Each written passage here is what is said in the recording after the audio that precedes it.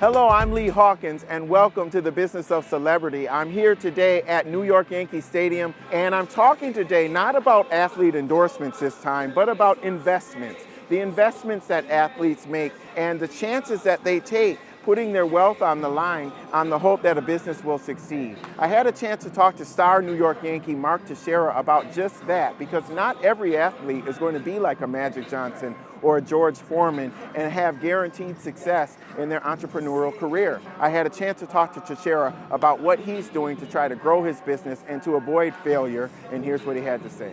How are you? I'm doing great, Lee. You? Good.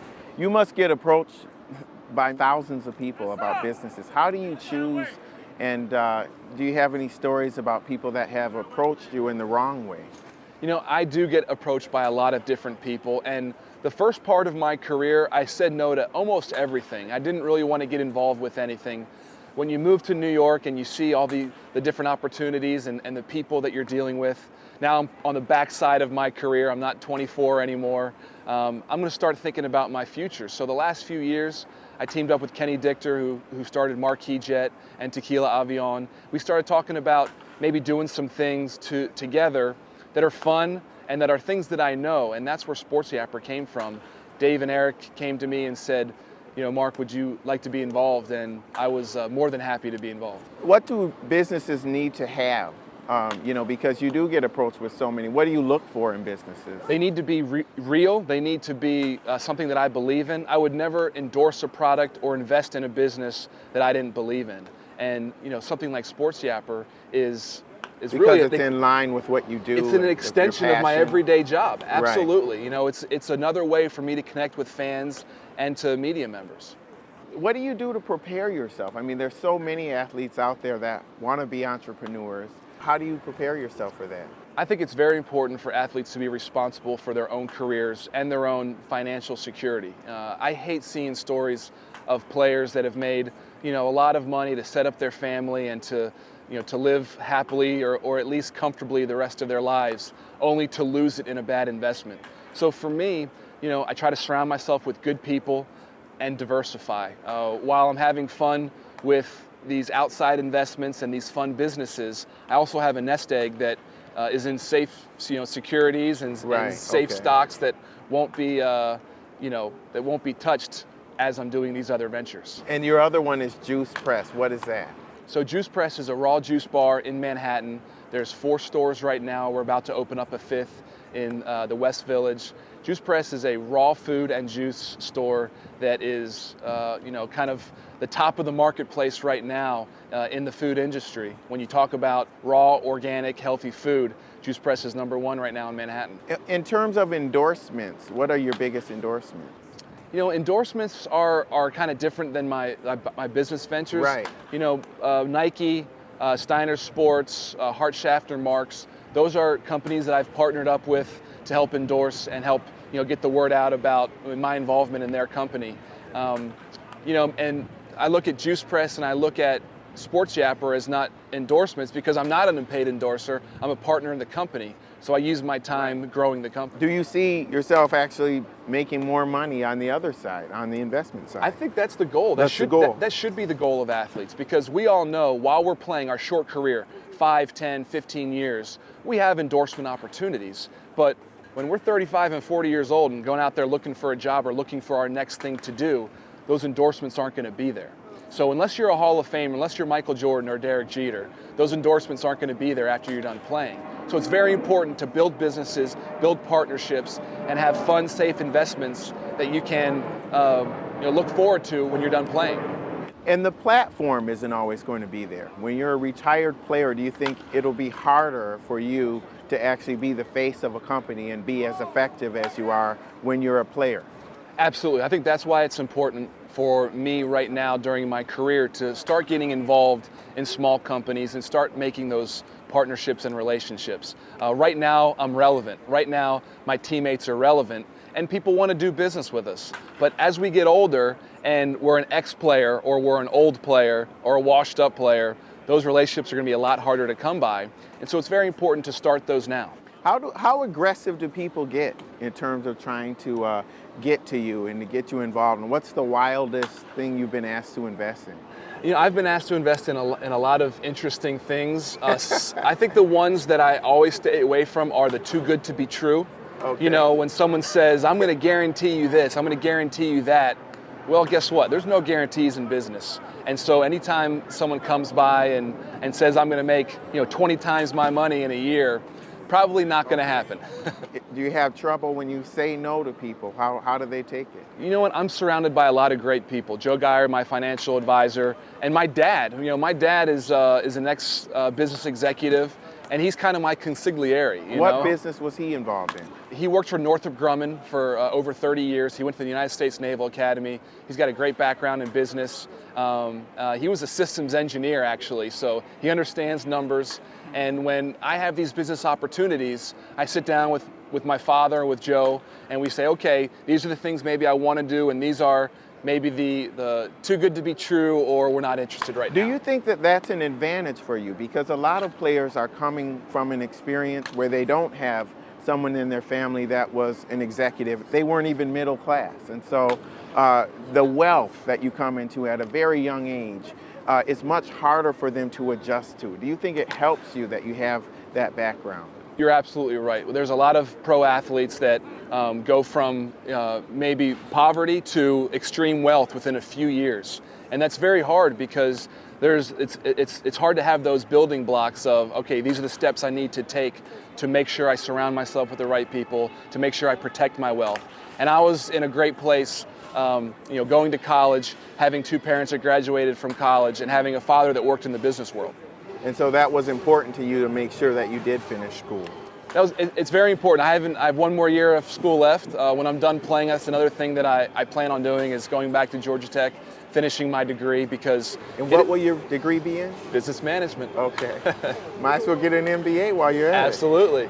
SportsYapper was an interesting one to me because it's almost similar to Twitter, but it's targeted at sports fans. Tell me about that and how you got involved. So SportsYapper is basically a home for sports fans when they want to talk with other fans or friends. Just like you talk on Twitter, you can talk about a lot of different things on Twitter, and sometimes if you just want to have a sports conversation, it doesn't work on Twitter. So Eric Goldstein and Dave Grossman came up with SportsYapper, and about 6 months ago they asked me if I wanted to be a part of the company, and I dove in right away. Okay, so you put your own money into this company. You're a minority owner of this company? Yes. Basically, you kind of use your platform as a Yankee to get the word out about this. Is that a fair assessment? Absolutely. Part of my job, part of my everyday job is doing interviews, talking with the media, talking with fans about the game. But I'm a sports fan. I'm actually a sports nut. I love football, basketball, golf. I love watching all sports. So part of the sports nut in me doesn't want to just talk about baseball. I want to talk about Georgia Tech football. I want to talk about PGA Tour golf. And SportsYapper allows me to have that platform to talk to fans all over the country about those sports. It's a very saturated market, social media. There's all kinds of sites out there. How does this one distinguish itself, and why should someone be interested in this over something else? Yeah, SportsYapper is different than all the other social media sites because it is so simple and so specific. Anybody can go on SportsYapper, and if you're a New York Giant fan, you go on the New York Giant feed and talk to New York Giant fans. You don't have to hashtag, you don't have to search, you don't have to click and paste and cut and this and do all these different things. It is so simple to just go on there and talk about sports. Mm-hmm. In terms of the growth and attracting people, how do you get the word out? To really bring people in, because that's really going to be what it's about, right? It's an advertising model? Yeah, eventually it will be an advertising model. Right now, we're just trying to perfect the user experience. For us, the best place for fans to go and talk about sports. That's what we want SportsYapper. And for the first few months of our launch, we actually only launched officially about 2 months ago.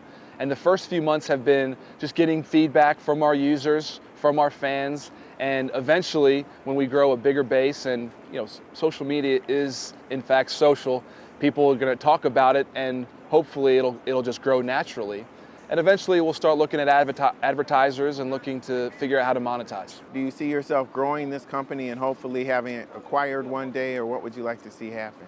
I think in the future, SportsYapper can be, the ESPN of social media. 20, 30 years ago, people would click on their local news and figure out what's going on in sports, to get the sports highlights. ESPN comes along and says, you know what, I'm going to be 24/7 sports. People said you're crazy.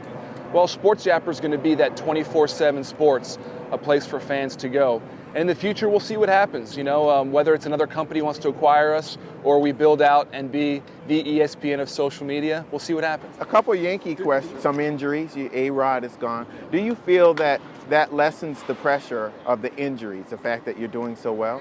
It does help. I mean, you play all season, 162 games, to build some momentum going into the playoffs. But at the same time, you want to be able to have a nice cushion, because if a guy like A-Rod goes down, we can afford to play a few weeks without him. It's definitely better to be able to go into the playoffs healthy. So as long as we have this little cushion and stay in first place while Alex is gone, we'll be that much better when he comes back. The thing that really distinguishes you is you're an amazing defensive player. You get a slower start all the time on offense. What are you doing to improve your offensive game? Offense is the hardest thing in sports, and I'm always trying to get better offensively. Hitting a baseball isn't easy. And every season, I start off a little bit slow. I'm a switch hitter, I'm a power hitter. Timing is very important to me. So I try to get my timing as quick as possible. But the good thing is, even if I'm not doing the job offensively, I have teammates that can pick me up and I can help the team on defense.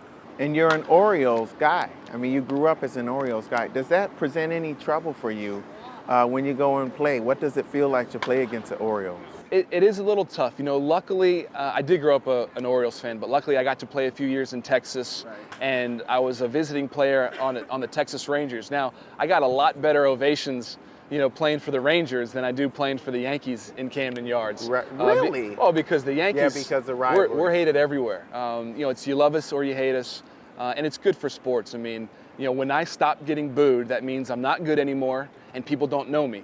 So as long as I'm getting booed, I feel like I'm alive. I feel like I'm still doing my job. What are you doing with your businesses in the off season? I mean, what has to be accomplished in that off season? Yeah, the off seasons are a lot different when it comes to business and personally for me. During the season, I spend 99% of my energy here at the baseball field, and it's really a few emails here and there, a few phone calls, a few interviews about the different businesses I'm involved in, or maybe some other outside interests. During the off season, I have a lot of free time. I can go into New York City. I love going to the city and having meetings, meeting with people, having dinner, having lunch with potential partners. And it's a great opportunity for me to think about my life after baseball, because the off season is not as crazy as the season, and during the season I don't have that time. Do you ever get in a situation where you're like, man, this is taking too much time focusing on this business? It's taking a little away from my workout, or does that ever pose any conflict for you? It never happens. The great thing about, and you've been to my house, I have a weight room at my house, and my batting cage is 15 minutes from my house. So all off season, I can get up first thing in the morning, I get my workouts done. I work out 2 to 3 hours a day, and then I have the rest of the day to spend time with my kids, to spend time with my wife, go out to a nice dinner, and then the extra time I have, I can be in New York City, or I can be taking those business meetings. Okay, well, I know you're going to get to batting practice now. We wish you luck. Thank you, Lee.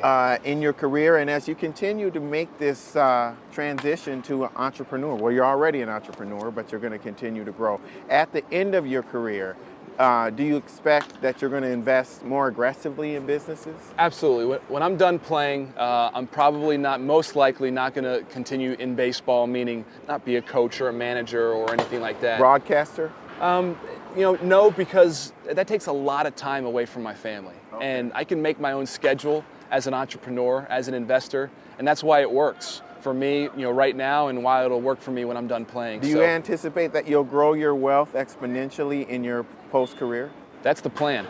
Okay, it's a tough one because you're already doing pretty well, Teixeira. Thank you, Lee. I appreciate it. And with Mark Teixeira, I'm Lee Hawkins. We'll see you next time.